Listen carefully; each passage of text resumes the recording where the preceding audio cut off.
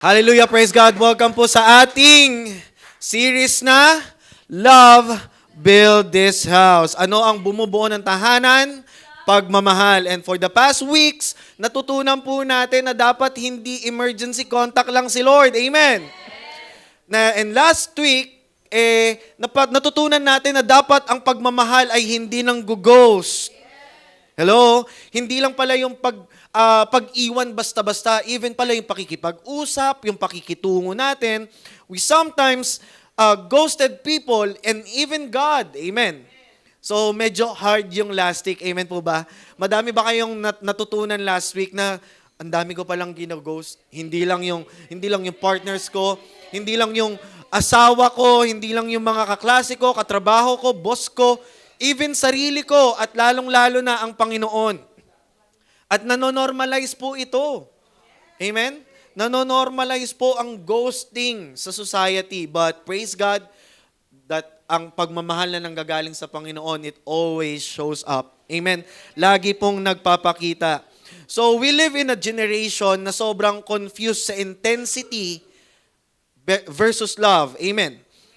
Pagka sinabing sobrang selos, mahal na mahal ka daw niyan. Diba? Kapag sobrang control, sobra daw kasi siyang mag-care. Kapag sobra ang sacrifice, kahit nasasaktan na, loyal daw kasi. We normalize yung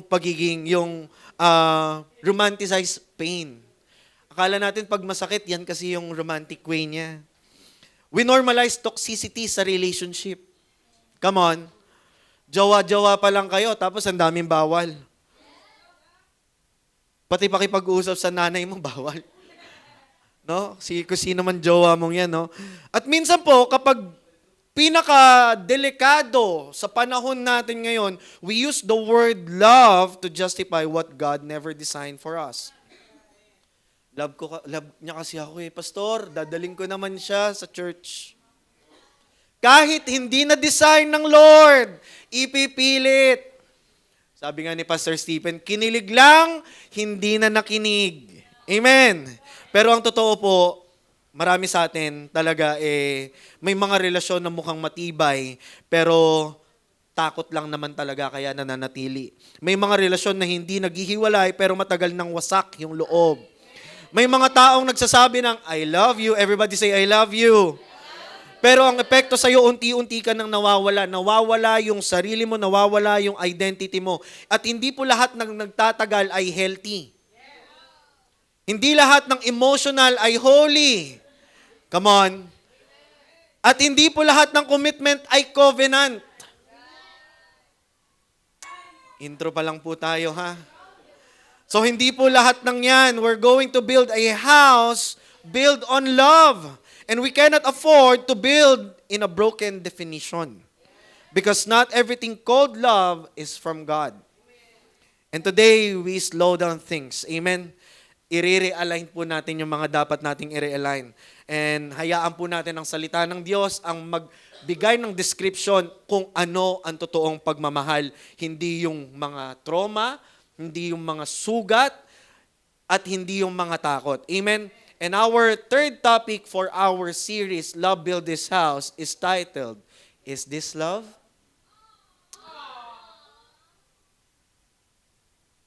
Tignan mo nga yung katabi mo, tanungin mo, is this love?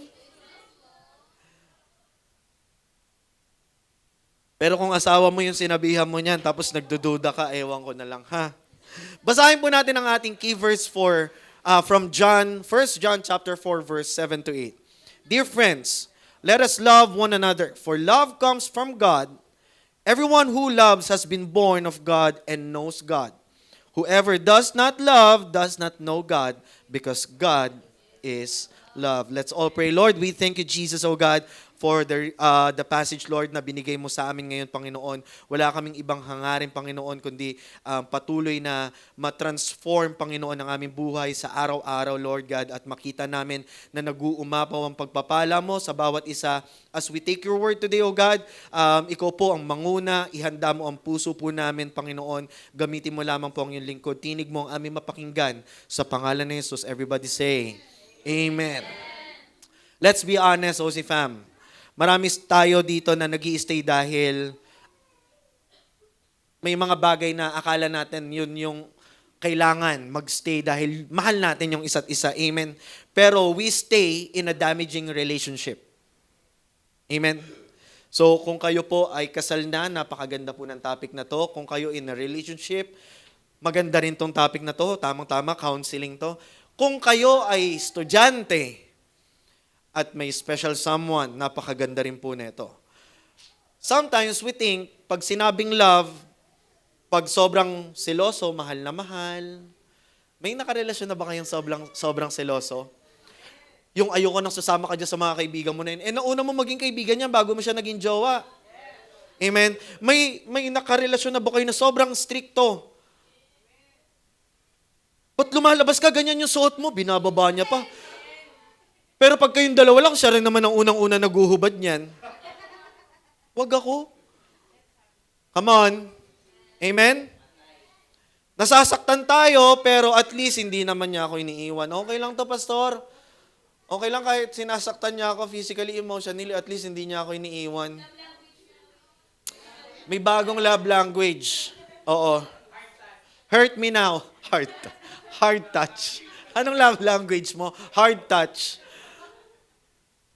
But here's the truth, OC fam. Not everything called love is from God. May love na galing sa insecurity. May love na galing sa mga trauma. May love na galing sa pagkokontrol. Pero ang love na galing sa Diyos, hindi nananakit, pero nananatili. Amen? Hindi nananakot, pero sumusunod. Love from God brings life, not fear. Amen. And kagaya po sa nabasa natin sa 1 John, na ang pagmamahal ay galing sa Diyos. At ang mga taong nakakakilala sa Diyos ay alam ang totoong pagmamahal. Pero ang taong hindi alam ang pagmamahal ay hindi alam ang Diyos. At ang taong hindi kilala ang Diyos, hindi alam ang totoong pagmamahal. Because love itself is God. Amen? So, real love reflects God's character in each and every one na nakilala kung sino ang Diyos. Kaya tanggap kung ang tao hindi pa kilala ang Diyos dahil sa mga kasalanan niya. Kaya nga papansin nyo, hindi requirements ng simbahan o kahit ng any religious group na kailangan maging matuwid ka muna bago ka pumunta sa simbahan. Magiging matuwid ka kasi umaaten ka sa simbahan at tinanggap mo ang Diyos ng ating Panginoong Jesucristo bilang Diyos at tagapagligtas mo. At unti-unti binabago niya ang buhay mo dahil nakilala mo ang Diyos. Hindi yung nababago yung buhay mo dahil gusto mong makilala ang Diyos. Nabago ang buhay mo nung nakilala mo ang Diyos dahil ang Diyos ay pagmamahal. Nakita mo na pwede ka palang patawarin. Nakita mo na pwede ka palang mahalin nang hindi kagaya ng pagmamahal ng binibigay ng mundo. Amen? Doon mo nakita yung value mo. At sa pamamagitan nun, nagkaroon ng renewing of mind and transforming of heart. Amen? Dahil patuloy na namubuhay ang banal na spirito sa bawat isa. Pero ang hindi daw kilala ang Diyos, walang pagbabago, walang pagmamahal, walang bait sa sarili. Come on. Amen? Pero mapapansin ninyo, kung titignan po natin ang bawat isa, pwede nating sinukuan na noon pa. Marami tayong mga pagkukulang. Marami pa rin tayong mga sablay. Pero ang Diyos, He is gentle and humble in heart. Handa siyang magtiis kung kailan lalambot yung ulo mo at puso mo. Amen? So, there are things that I want to share kung bakit nga ba madalas nagkakaroon ng unhealthy love ang mga tao. Madalas nami-misconcept nila yung love ng Lord sa love na meron sa mundong to. Madalas nagkakaroon po ng unhealthy love because of the controls instead of cares. Mas gusto nating kontrolin kesa totoong kalingain. Amen? Pag sinabi mong control, ito po yung madalas na naririnig na bawal ka dyan.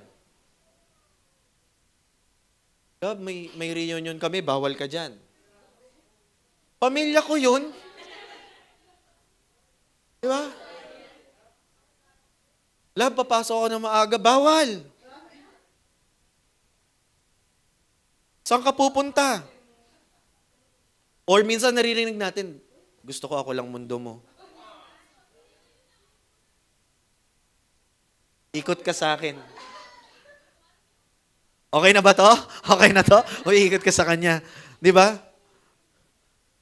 Paano yun? Sinong araw ko? Di ba? Madalas, Minsan din kasi tayo, ikaw lang kasi mundo ko. Ayun, nasanay, gusto ko ako lang mundo mo.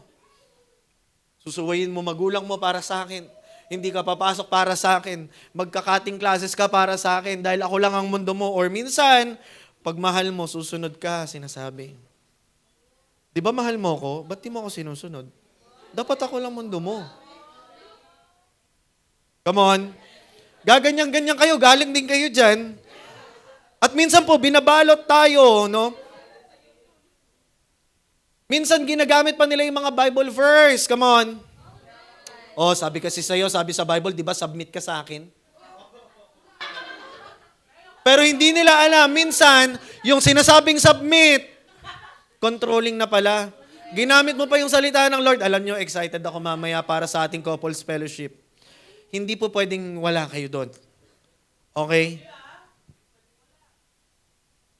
Okay, just. Minsan, hindi rin yon, hindi lang din yon. Ganito kasi yung role mo, dapat nagsasubmit ka rin kasi sa akin. Paano ko susunod sa'yo? Hindi ka naman kasi mag-submit. Ginagamit lagi minsan ang salita pa ng Biblia, ang salita ng Panginoon. But madalas, hindi para ituro kung ano yung totoong salita ng Lord, hindi para sabihin kung ano yung identity, but to control people. Nanggagaslight ka pa. Ginamit mo pa si Lord para lang kontrolin siya. Tandaan nyo, control is a fear disguised as affection. Madalas yung takot, siya yung nagpapanggap na akala natin, sobrang mahal ko kasi siya eh. Pastor, ganito lang naman ako kasi takot ako mawala siya. Kadiri. Basahin po natin sa 2 Timothy chapter 1 verse 7. Sabi po dito, for God has not given us a spirit of fear, but of power, love, and sound mind. Napakalinaw po nito. Ibig sabihin, pag hindi to love, merong kang fear. Pero pag may love ka, it removes the fear and it replaces peace in you. At napapangalagaan mo yung identity and dignity mo. Amen? At laging may tinig na nanggagaling sa Panginoon. Pero ang pagmamahal daw na hindi galing sa Diyos ay walang kapangyarihan na magpatawad, na magbigay ng pagkakataon, walang kalayaan, walang peace of mind. Pansinin nyo, sa mundong to, may timeline ang relationship. Yung una yung nakausap ang isa't isa, ayaw nyo nang itigil eh. Nakaganyan ka na lang, oh. Nakangiti ka na lang, di ba? After 3 months, nagsa-celebrate pa kayo ng week-sari. Month-sari. Pero pansin nyo, after 6 months, masaya pa. Pero alam nyo ba, madalas ang nangyayari, ito according to study to, madalas after a year daw, pag nag-celebrate ng anniversary, excited. Pero madalas after ng anniversary, halos hindi na nagpasasabi kung nasan na. Yung dati nag-good night, Han, saan ka na? Ba't di ka nagre-reply? Magre-reply ng umaga, sorry, nakatulog na ako. Samantalang dati, una ka na matulog. Hindi, ikaw na muna. Hindi, okay lang, babantayan kita. Diyan kayo magaling, no? Paglandian, eh. Ulitin natin yung kasi humarang si Boji. Diyan kayo magaling pagkalandian. Inulit talaga. So what are the things that we need to do? We need to establish godly boundaries. Kailangan po natin ng godly boundaries. Hindi lang kung ano yung boundaries ninyo at sa mundong to. Love needs boundaries to stay healthy. Come on. Kagaya po ng Panginoon, mahal niya ang mga tao at mahal na mahal siya ng mga tao. But He also walk away from the crowds. And last chapel service po, ang naging topic namin is holy no. Hindi lahat ng no ay rejection. Madalas, siya yung protection for the holy yes. Dahil yung pag nag-no ka, ibig sabihin nag-yes ka kay Lord. Pero yung mga no mo kay Lord, nag-yes ka sa hindi pinapagawa ng Panginoon. So, ang Panginoon din po ay lumayo. Famous na siya that time nagtuturo siya. Ang dami niya ng miracle. So, mga tao, talagang dinudumog na siya. And that time, pwedeng opportunity na yon para mas lalo siyang sumikat. Amen? Opportunity na to para lalo ka mag-famous, Lord. Puntahan mo yung crowd. Pero anong ginawa ni Lord? Nag-no siya. Let's go somewhere else na mahinga ang Panginoon dahil hindi mas importante sa kanya yun. Mahal niya ang tao pero mas importante sa kanya yung assignment ng kanyang Ama na nasa langit. And sometimes, feeling kasi natin, masyado tayong nauudyok ng damdamin. Na ito yung sinasabi ng mga barkada mo, sinasabi ng puso mo, pero deep down, hindi mo na napapakinggan kung ano ang gusto ng Lord. Masyado tayo nagmamadali sa mga bagay-bagay. Tapos pag nasaktan sa kakatatakbo, iiyak ka sa pastor mo, sa leader mo, Pastor, busy na ako, Pastor. Tandaan nyo, boundaries are not rebellion, but wisdom from God. You can love someone without allowing them to destroy you. Kaya pag ang lalaki nagsabi sa'yo, mahal mo naman ako, di ba? Bigay mo na sa akin yan. Pakiusap. Doon pa lang. Ewan ko na lang kung pwede kong gagawin lahat ng Lord na red ang color para lang makita mo na red flag yan. Amen? Pero girls, listen to this. Makinig kayong maigi. Kahit anong pilit ng lalaki, nasa sa inyo pa din. Pero pag puwersa na kayo, ibang usapan yon. Ayoko kasi siyang mawala. Kahit mawala yung dignity mo. Ayoko kasi siyang mawala. Hindi na love yun. Takot yun. Amen? Pero madalas sinasabi, Pastor, di ba pag love, it requires sacrifice naman? Kaya kong isakripisyo ang sarili ko. But listen to this. Sacrifice is different from self-destruction. Which lead us to point number 2. Unhealthy love enables sins instead of encouraging growth. Mas natitrigger ang kasalanan kesa sa paglago natin. Tandaan natin, love is not blind. Pero sabi ng mundo, kasi love is blind eh. You need to follow your heart. No, follow God first. Your heart is deceitful. Inuna mong Diyos inuna mong puso mo kaysa sa Diyos. Kaya ka sumablay, pero pag inuna mo ang Diyos bago ang puso mo, magiging healthy yung heart mo. Amen? Tandaan mo, love is not blind, but love is truthful. Dahil ang pagmamahal, hindi niya itatago sa iyo ang katotohanan. Kahit masakit minsan, come on, pero dahil totoo, kailangan mong harapin. Kahit masakit minsan, dahil totoo, kailangan mong iwan. Amen? Sabi po sa Ephesians chapter 4, verse 15. Yeah, ramdam ko yung pagkakaunat ng yes eh. Amen. Unat na unat yung yes. Parang hair ni Sister Rizel ngayon. Yeah. Sabi po sa Ephesians chapter 4 verse 15, instead, speaking the truth in love, we will grow to become in every respect the mature body of Him who is the head.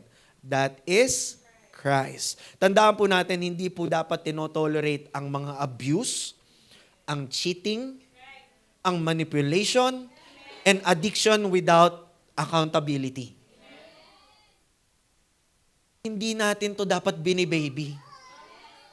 Okay lang yung pastor, sinampal niya lang naman ako ng isa. Sabi naman ng Lord, di ba, ibigay mo pa yung isa. Hindi pa binibigay yung isa eh. Masasampal ka ng pastor mo ng katotohanan at pagmamahal at gumising ka. Huwag kang susyunga-syunga. Amen? Tandaan po natin, ang tinatawag na pag-ibig po ay hindi nababalot ng takot, ng manipulation. Amen? Ng pagiging makasarili. But real love say, I care about you too much and I will not let you destroy yourself. Hindi ko hahayaan na masira ka ng dahil sa akin. Kundi dapat dalawa tayo. Kaya nga po ako, technically sa mga kabataan, marami pong simbahan talaga na bawal ang relasyon. But sadly, nagiging dahilan din yun ng iba. At hindi yun kamalian ng simbahan para itago ang relasyon. Kaya ako I'd rather know na in your relationship ka, sa tamang edad mo, Pero lagi ko sinasabi, lalo na sa stage ng courtship, be inspiration to one another. But aside from that, wala na. Magtitiwala kayo without any commitment na pag dumating ang damang panahon, aantayin natin ang isa't isa and ipupush natin ang isa't isa para mag-success at higit sa lahat, mas makilala ang Diyos. Na pag dumating ang panahon, haharap tayo sa altar together. Alam niyo po ba yung kinasal namin noong nakaraang linggo? First time nilang mag-kiss sa Kiss the Bride.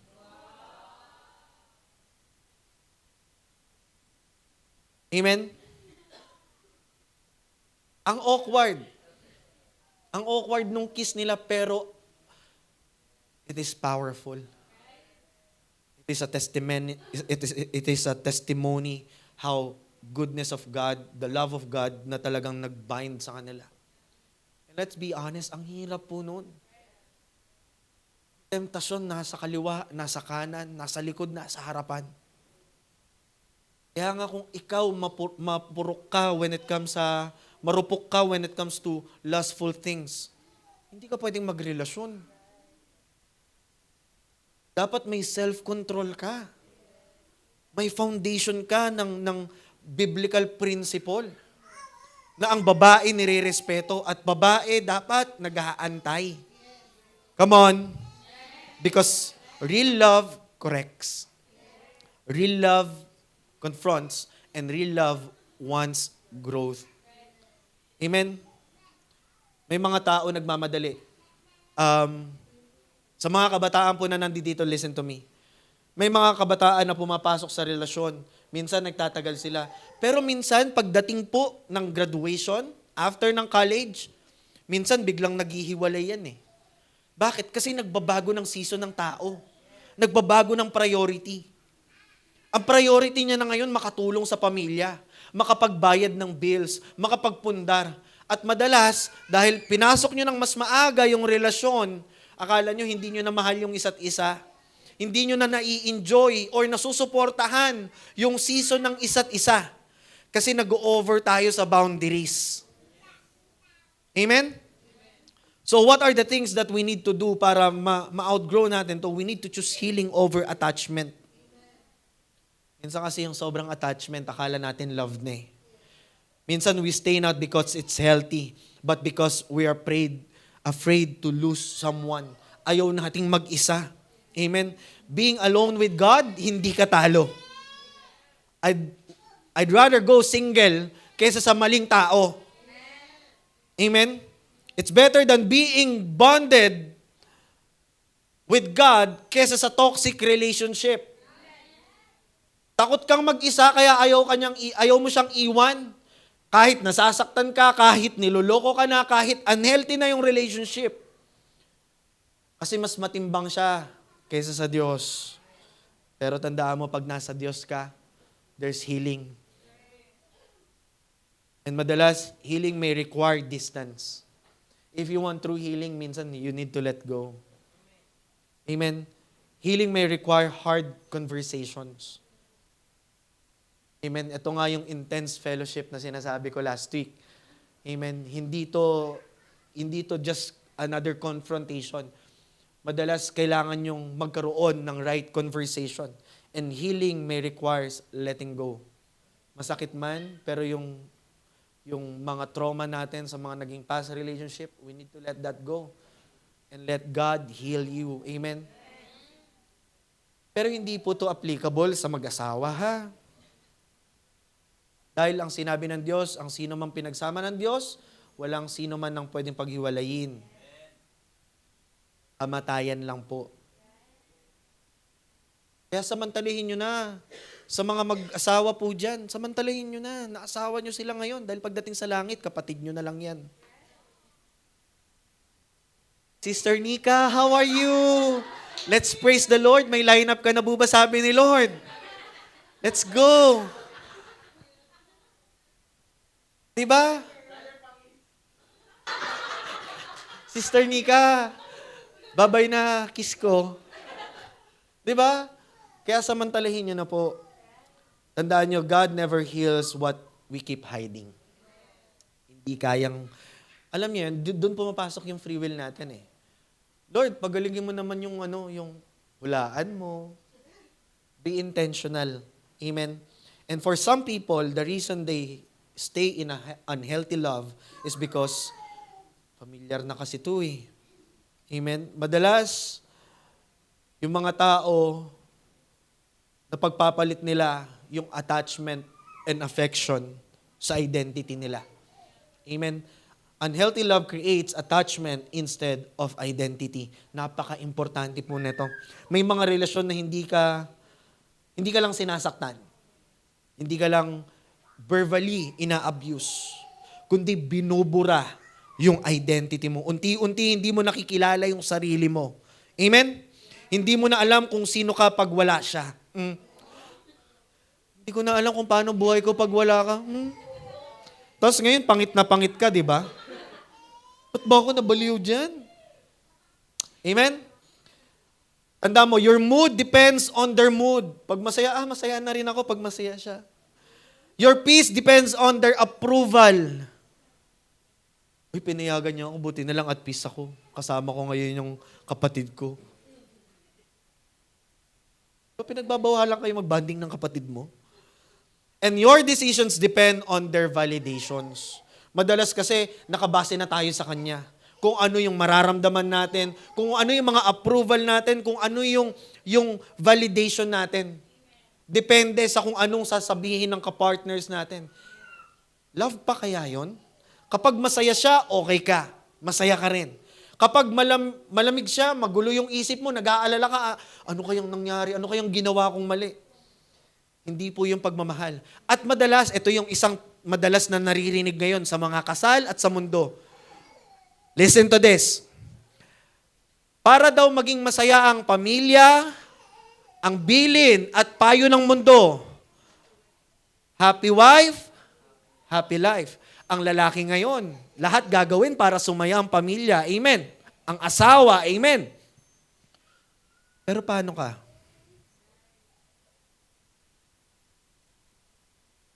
Amen? Kaya maling-mali po yun eh. It's a one-sided love. Pwede bang we're both happy? Ganyan po talaga yung asawa ko, di ba? Both happy. Saya mo. Pwede bang parehas na lang kayong masaya? Mas okay na yun, no? Madalas kasi kailangan mong, sinasabi kasi ng mundo to, so kailangan ko ng flower kasi yun yung sinasabi ng mundo, yun yung magpapasaya sa asawa ko. Tinanong ko yung asawa ko, mahal, kailan ba walang bulaklak this time?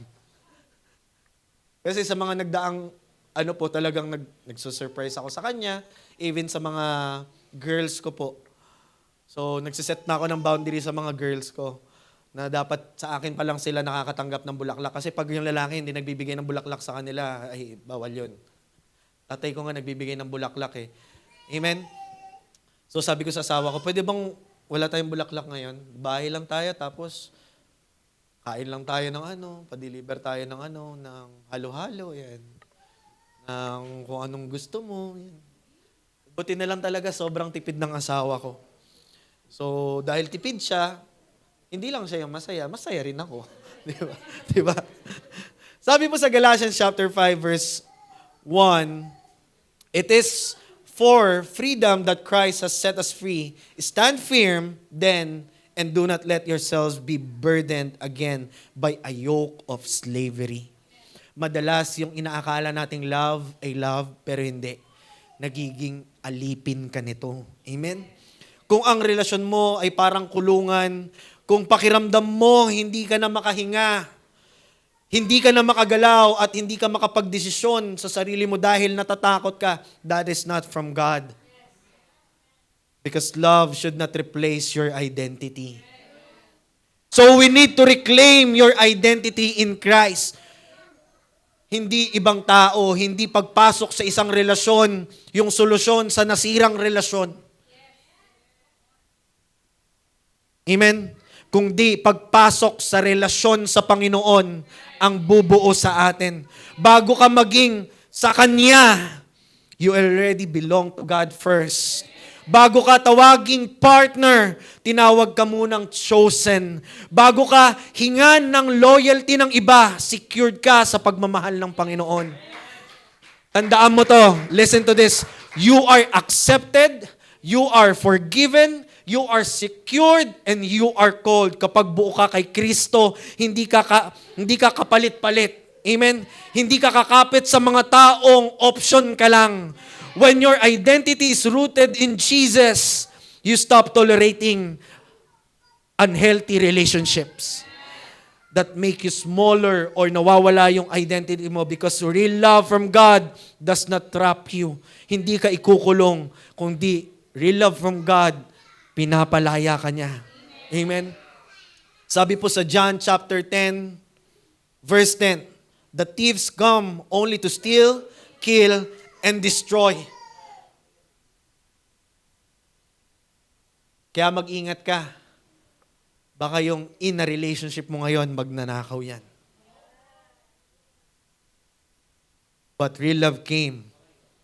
Sabi dito sa pangalawa, I have come that they may have life and have it to the full. Pastor, kasi ang sweet-sweet niya, ginawa niya lahat. Ang sipag niya, ang dami niyang sakripisyo. Walang makakakumpara sa sakripisyo sa iyo ng Panginoong Jesucristo. Pastor, willing siyang magpapako.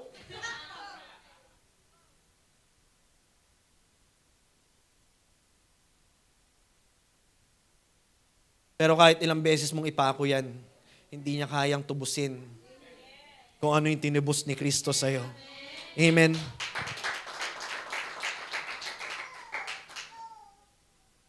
So today, OC fam, let's be honest to ourselves. Is this love? Or is this fear? Is this love? Or is this trauma? Is this love? Or is this control? Because real love that build this house must look like Jesus. Walang drama. Walang manipulations. Walang toxic. But faithful, healthy, and life-giving. So before we end today, let this, anything that we hear settles in our heart. Hindi lahat ng love na nagpapatagal sa'yo, galing sa Diyos. Hindi lahat ng love na nagpapaiyak sa'yo ay holy. At hindi lahat ng love na mahirap i-let go ay tama. Because sometimes relationship feel strong but are slowly breaking you. Some attachment feel deep but are rooted in fear.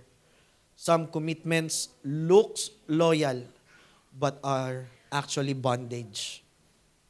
And God is not honor when His children stay where they are destroying. Hindi gusto ng Panginoon na nawawasak ka. Pero ang pagmamahal na galing sa Diyos, hindi ka pinapaliit. Pinapalago ka. Hindi ka kinokontrol. Tinuturuan ka. At ang pagmamahal na nanggaling sa Diyos, hindi ka winawasak, kundi binubuo ka. Because real love reflects patient, kind, truthful, and life-giving. At kung ano man yung calling mo na nai-steal nung tinatawag nating love, yung nai-steal yung peace that's not from God. Tandaan mo, killing your confidence and identity, that is not love that build this house. But today, God is not condemning you. He is inviting you once again. Inviting you to heal. To see the real love.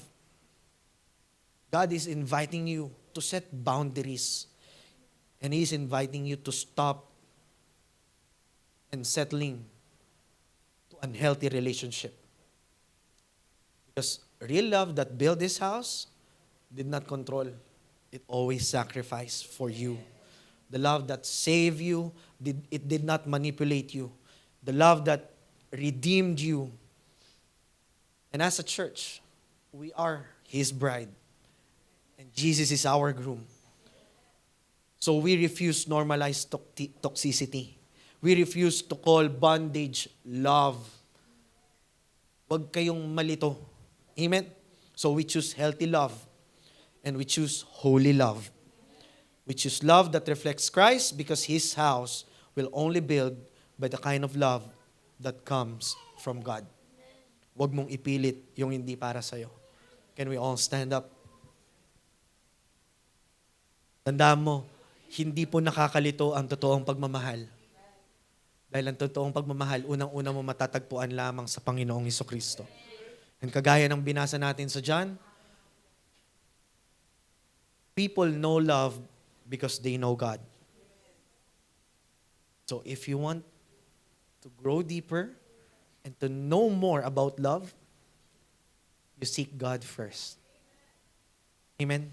So let's all pray. Lord, we thank you, Lord, today for showing us the real love means, O God. Lord, forgive us sa mga oras, Lord, na tinatanggap namin yung disenyo ng mundo kaysa sa disenyo mo sa amin, Panginoon. Patawarin mo kami, Panginoon, kung mas nasiset aside namin yung calling namin because the things na gusto namin, Lord God. Pagalingin mo, Lord God, ang bawat sugat, bawat trauma, yung mga silent failures, O God, na relationship, O God, yung mga bagay na napili namin na mali pala, mga bagay, Lord, na minadali namin. Lord, teach us, Lord God, a kind of love that protects, O Lord, a love that corrects, and a love that restores. Give us a courage to set boundaries, Lord God. Give us wisdom to walk away when needed, O God. Give us grace to grow in a healthy relationships and build this house with love that reflects you alone. Hayaan mo, Panginoon, na matutunan namin, may asawa man kami, Panginoon, single man kami, nasa courtship season man kami, or in a relationship, Lord God, na matutunan namin to build this house a love that comes from you. Hayaan mo, Lord God, na unahin namin ang relasyon namin sa'yo. In Jesus' name we pray. Amen and amen. Palakpakan po natin ang ating Panginoon. Hallelujah. Praise God. Salamat sa panonood, OC Fam. Kung na-bless ka sa video na to, please share it to others. Let's encourage them and let's share the good news to them. And also, kindly please like and subscribe para mas marami pang maabot at matulungan at mabigyan ng pag-asa ng simpleng platform na binigay sa atin ng Panginoon. Together, let's spread love and give hope, encourage one another. God bless you.